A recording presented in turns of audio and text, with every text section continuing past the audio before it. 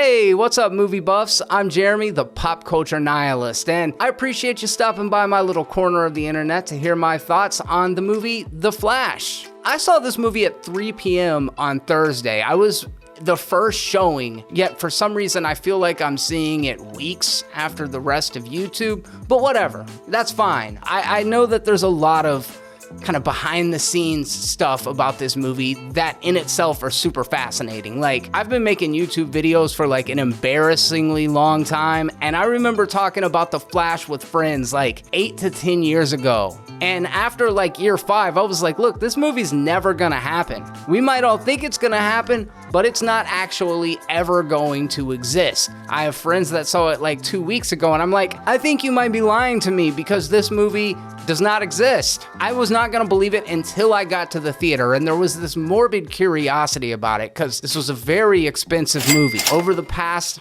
decade, there have been so many different filmmakers and screenwriters that have came and went. We've got all of the Ezra Miller drama and all of the antics they've been up to over the last couple of years that have just really soured a lot of people's taste. But for me, it's like you see a train wreck and you can't look away. You know you shouldn't be like honing in on it, but you can't help it.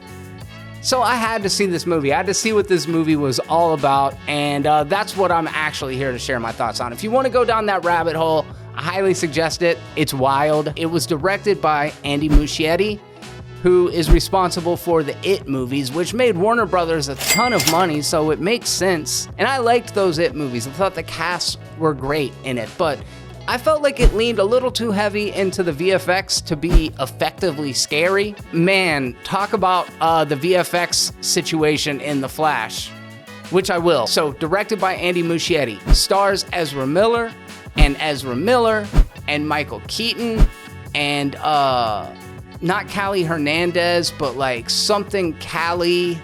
She's really good. I probably should have looked up her name. It also stars Ben Affleck. It's also got a ton of cameos, which you may or may not be expecting, depending on how plugged into all of this shit you are. And it's a loose adaptation of Flashpoint.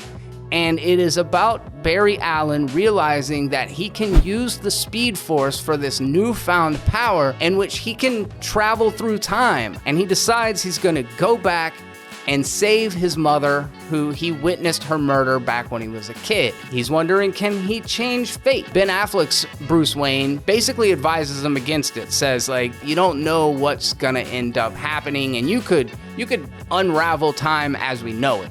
And he's like, nah, I'm good, I got this. So he goes back into time where he encounters a younger version of himself, and the two embark on a quest to try to wrong some rights that are kind of created along the way.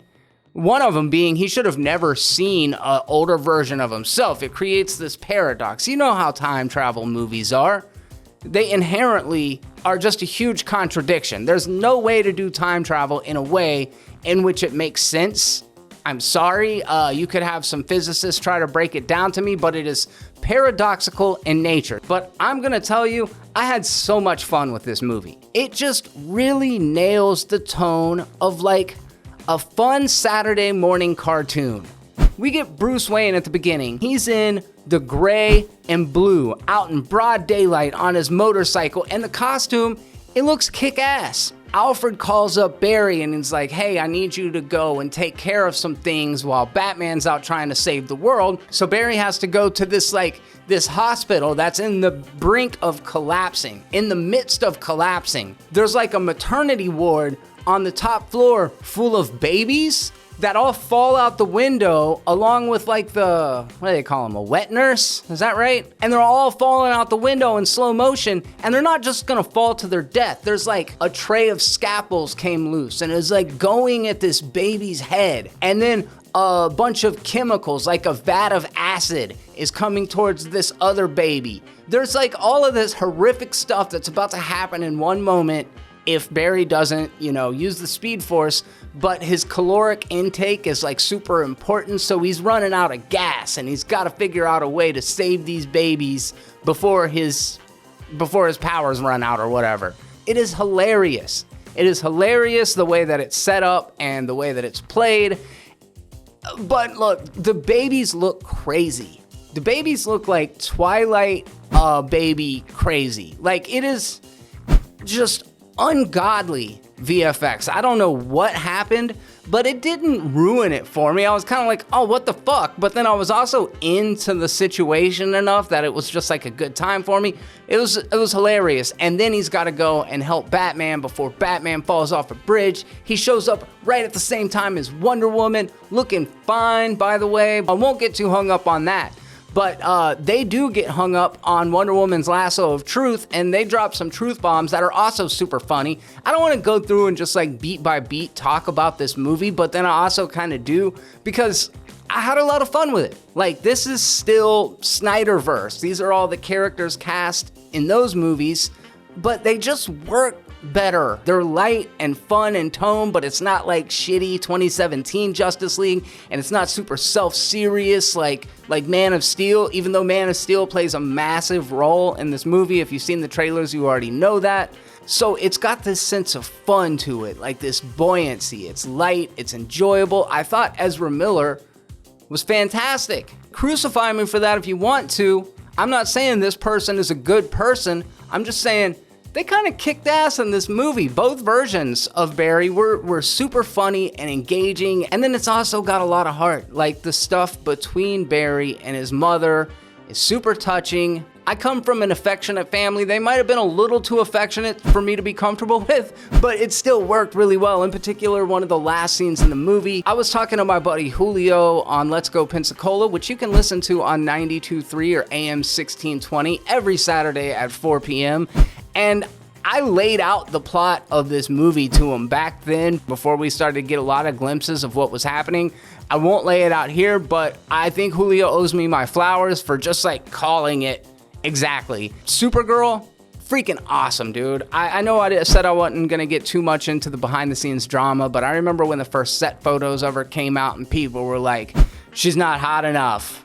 She's not got blonde hair and huge titties, and she doesn't have a skirt on. She's like just a different take on this character, and her strength and her like Superman nature just make her a really great character in this movie. Of course, we get introduced to 1989 Batman, and I will say, as like, I was 7 years old when I first saw 89 Batman. I fucking love that movie.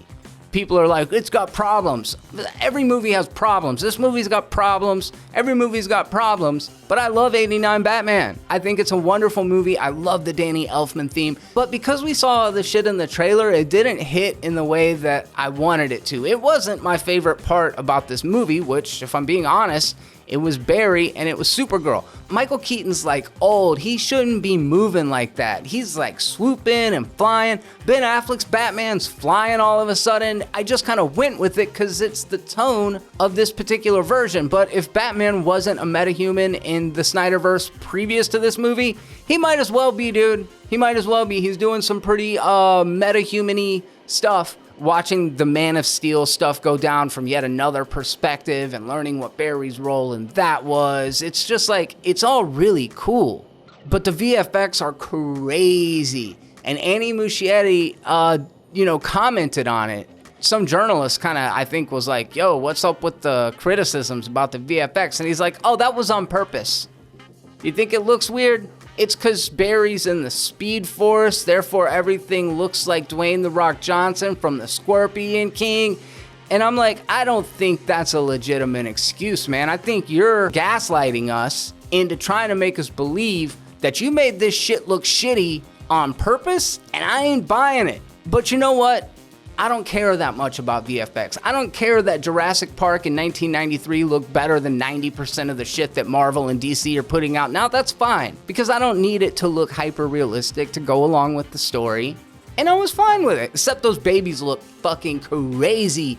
And then there's some stuff that takes place in the Speed Force that I don't want to spoil here, but like all of these things that people should be super hyped for, and I'm like, what the fuck? That looks weird. And it does. It looks weird, dude.